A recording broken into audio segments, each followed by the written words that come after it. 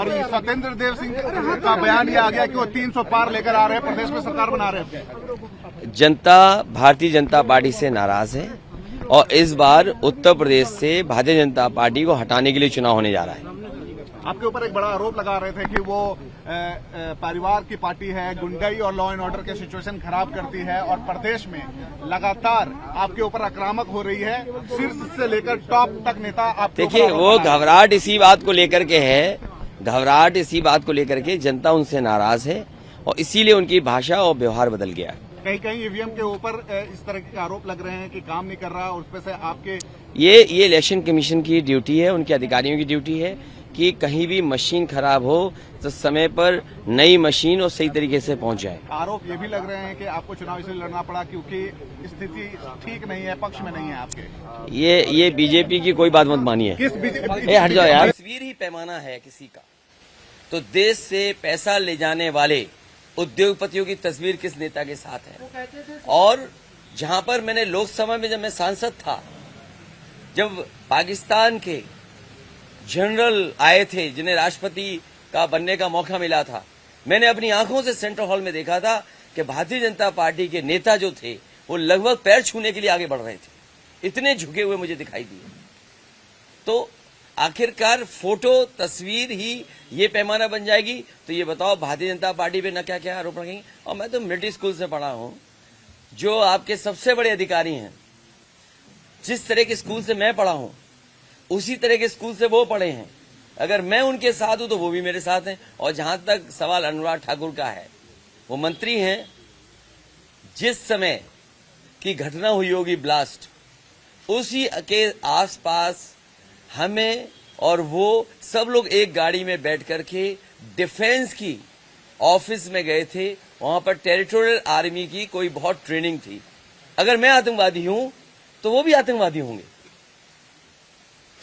और ये बात पूछिए आप उनसे कि क्या आप एक गाड़ी में मुझे बैठा करके नीरज शेखर खुद टेरिटोरियल आर्मी की ट्रेनिंग को लेकर के डिफेंस में लेके गए थे, नहीं कि लेके गए थे? तो इसका मतलब क्या निकाले हम? और फिर देश के बड़े बड़े उद्योगपति जो पैसा लेकर बैंकों के भागे, उनकी तस्वीर किसके साथ है? वो कहते हैं देखिए, ये भाषा इसलिए बदली है कि हमारे बाबा मुख्यमंत्री को समझ में नहीं आ रहा। आज जब मैं अखबार उठा करके देखा हूं, वैसे तो बाबाओं के नाम बड़े अलग अलग तरीके से लिए जाते हैं। अयोध्या में जाओ तो कोई दूसरे बाबा मिल जाएंगे, आप मथुरा वृंदावन में जाओगे तो बड़े बड़े नाम दिए जाते हैं। आज एक प्रतिष्ठित अखबार ने कहा है कि हमारे उत्तर प्रदेश के मुख्यमंत्री बुलडोजर बाबा हैं।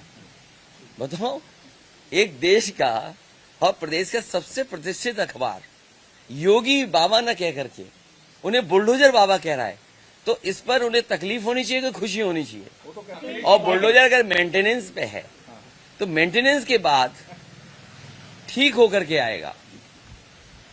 तो क्या मंत्री पुत्र जिसने किसानों के ऊपर जीप चढ़ाई थी, क्या बुलडोजर उधर जाएगा कि नहीं जाएगा? बुलडोजर लखीमपुर जाएगा कि नहीं जाएगा? और एक माफिया क्रिकेट खेल रहे थे, इनाम उन पर 25,000 है, क्या वही बुलडोजर उधर जाएगा कि नहीं जाएगा? और फिर आप पता करिए, पहले मुख्यमंत्री होंगे जो जेल में जाकर के कॉफी, चाय, ड्राई फ्रूट, नाश्ता माफियाओं के साथ किए और 3 घंटे गुजारे उन्होंने बनारस जेल में।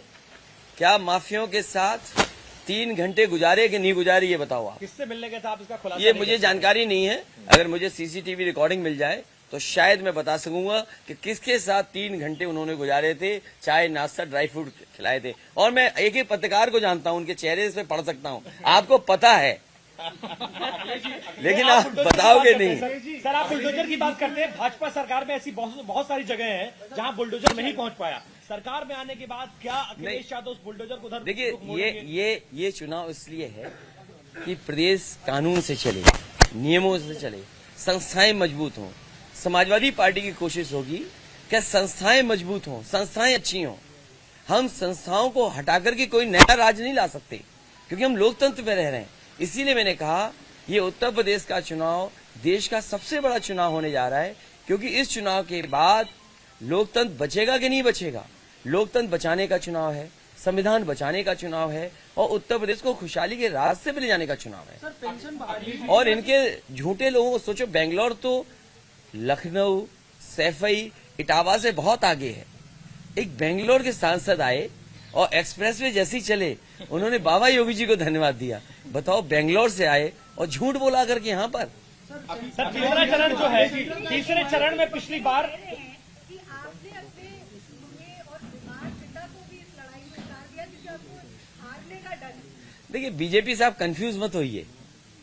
बीजेपी इसलिए कंफ्यूज नहीं हो, नेताजी हमारे साथ हैं तो उन्हें तकलीफ है, नेताजी हमसे दूर चले जाएं तो तकलीफ है। तो बीजेपी वाले ये बताएं हमें करना क्या है। बाबा मुख्यमंत्री जी से पूछूं या दिल्ली या बाहर से जो नेता थे उनसे पूछूं कि अगर नेताजी अपने क्षेत्र में जाते हैं, और एक जो नेता होता है, कोई भी नेता हो, वो कितना भी बुजुर्ग हो जाए, शायद वो राजनीति और अपनी जनता को नहीं भूल सकता।